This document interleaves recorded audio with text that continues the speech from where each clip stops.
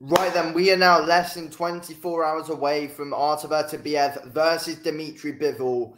And yes, this is everything you need to know, the last minute details before going into this massive event in Saudi Arabia.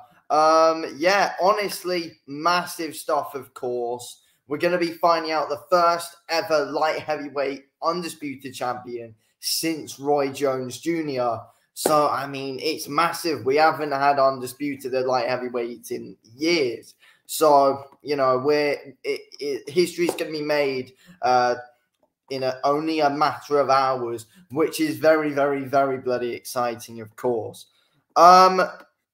So we're going to talk a little bit about the weights first of all. So, yeah, obviously it's interesting because as well, though, Turkey Al-Sheikh has added on a women's fight to the card as well for the first time in Riyadh season, which is interesting as well. But yeah, we're going into the weights now. So we've had Ben Whittaker weighing in at 144.9 pounds against Liam Cameron. Then you've got Liam Cameron weighing in at 174.6 pounds. So again, you know, basically the same weight there. To be fair, it's nothing. Yeah, it's that weight's nothing which is really gonna affect a fight in any means whatsoever. But yeah, like I'm still sticking with a Ben Whittaker KO. I mean, all my predictions are staying the same, but you know, we're just gonna talk through possible scenarios about the weights. Eubank and Sazamasa weighing in exactly the same, 159.12 lbs. Weighing in exactly the same. I think Eubank should run through Sazamasa. I mean, you know, they've only stuck Sazamasa in there with Chris Eubank Jr. So that way, you know, we can set a statement before going into a Conor Benn fight, which I'm going to talk about more in a separate video. I mean, Conor Benn been trying to steal the show the whole day. That is something that, you know, we need to talk about, and is the last minute details. And after the weigh-in as well, Chris Eubank Jr.'s final message, he said, after this one, he does definitely want to get that Conor Benn fight. So, yeah, if Chris Eubank Jr. can get the win, then, you know, I'm guessing that, well, that's why that should be the next fight. Even though, look, Conor Benn's stealing the whole show, trying to steal the spotlight, and clearly has still got massive roid rage. You know, it's still a fight that people will watch anyway, even though Conor Benn's a drug cheat and still shouldn't be allowed to fight, but yeah, whatever.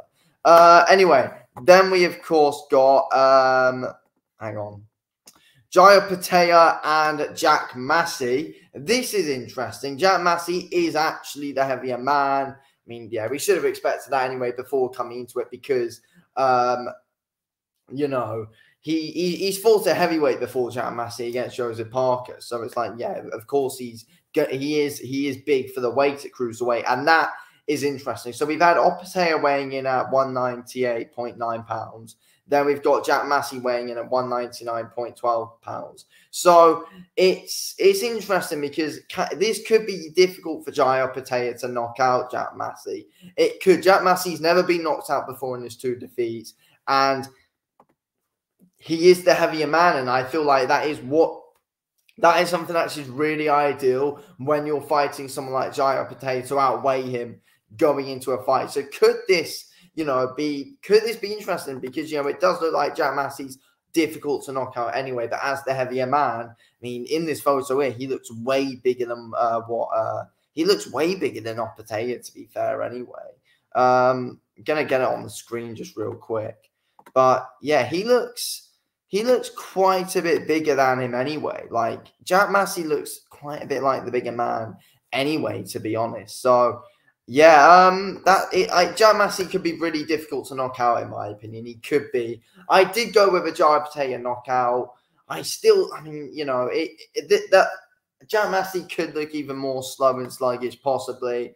I don't know. I still expect Jaya Patea to do the job on him, but, you know, I'm just saying possibilities that you never know. Jack Massey could be more difficult to knock out than what people think, and you never know. Jack Massey's probably. I think Jack Massey's going to come into the fight and try and make it as boring as possible. Get some work in, clinch, lean on Opatea, and you never know as well. The weight could be good for Massey if he can use his strength in this fight, because Opetaia gasses out round by round as it gets late. He gasses out as the rounds go on, really, to be fair.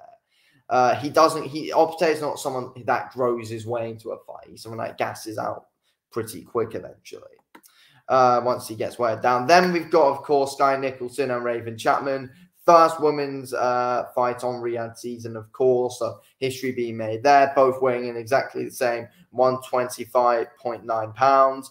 Both exactly the same. I've already said it throughout the week. I expect Sky Nicholson to just box rings round Raven Chapman. Then we, of course, got the co-main event, Frazer Clarke and Fabio Wardley. And Frazer Clarke it looks a lot bigger in this photo, which I'll get up in a minute. Yeah, he's like 30 pounds heavier than what Fabio Wardley is. If I get up their first fight weights. So, yeah, Fabio Wardley's basically weighing in exactly the same, 17.3 stone. Frazer Clarke coming into this fight, he weighs 19.5 stone, and last time he weighed dead on 19 stone. So, yeah, Frazer Clarke gaining weight and, 30 pounds bigger than Wardley. I mean, it's interesting. He looks like the way bigger man as well in this. He looks like the way bigger man. The 30 pounds, you never know. It really could play a interesting factor in this one. I've gone with Frazer Clarke to win this fight anyway. That's what I've said. I've said Frazer Clarke from the get-go from this week since I've been doing my predictions. I'm still going with it. I think he's definitely the sharper fighter out of the two. And Frazer Clarke, I feel like he knows he does need more power coming into this one than he did last time, because he had Wardley hurt a few times but couldn't get him down in the last one. With this extra bit more weight, that's going to add that extra bit more power for Frazer Clarke. So, I've said as well that this time I reckon Frazer Clarke might drop Wardley once or twice in the fight. I don't think Wardley drops Clarke this time. And, the extra bit of weight for Clarke is going to help that chin get that bit better as well, probably.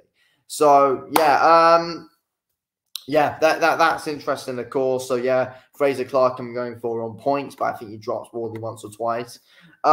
Then, of course, we get to our main event weights, where we got Beterbiev weighing in at 174.9 pounds, and we got Bivol weighing in at 174.12 pounds. So, very similar weight here, literally nothing in it at all.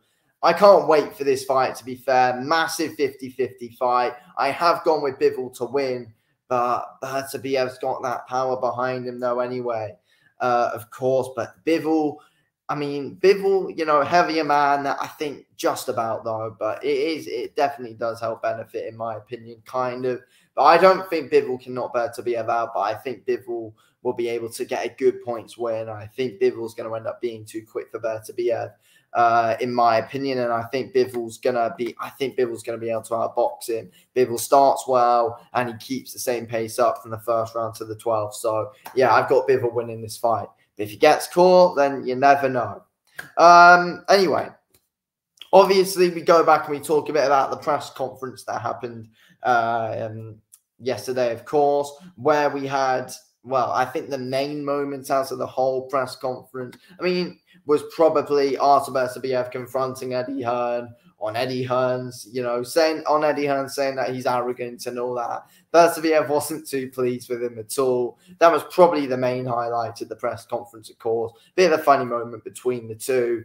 But yeah, we look, I think a lot of us were waiting to see what Beterbiev's response was. And yeah, it's because, to be fair, though, as we are talking about the final details, the whole promotion for Eddie Hearn had to go at Beterbiev because he wanted, Beterbiev to promote it a bit more, because he didn't really say anything. So we called it arrogance in the first launch press conference they had, which, yeah, I get, to be fair. But, yeah, again, Eddie Hearn was chatting a bit of shit, so Beterbiev had the rights to confront him on it. Yeah. Then we obviously, we did get a moment between Ben Whittaker and Liam Cameron in the press conference as well. They were both going back and forth. There is a bit of, bad blood there, decent amount of trash talk as well between the two. So, yeah, I think Ben Whittaker and Liam Cameron have had a decent build-up. Liam Cameron's just saying he's going to take it all away from Ben Whittaker. It's laughing about the fact that people are saying he's the next Prince Nassim and all that. So, yeah, a bit of bad blood there with Bivol, not Bivol, with Fraser Clark and Fabio Wardley. Respect there, but also a lot of tension there, of course. Handshake at the press conference, but a bit of awkwardness in it. And I mean, they're just going to put on a bloody show, aren't they? To be fair, that's going to be really good. The first fight was amazing. I expect the same from the second fight, of course.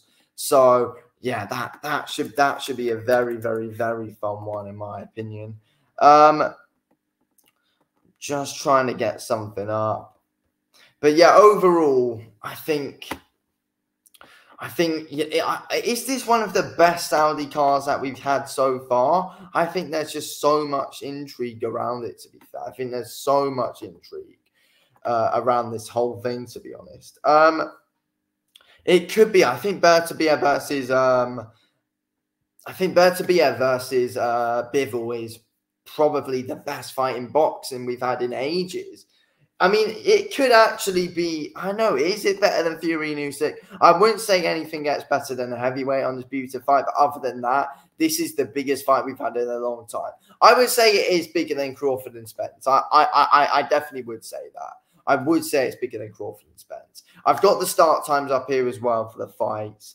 So, Muhammad Akal's fight against Jesus Gonzalez kicks us off, 5:30 p.m. start.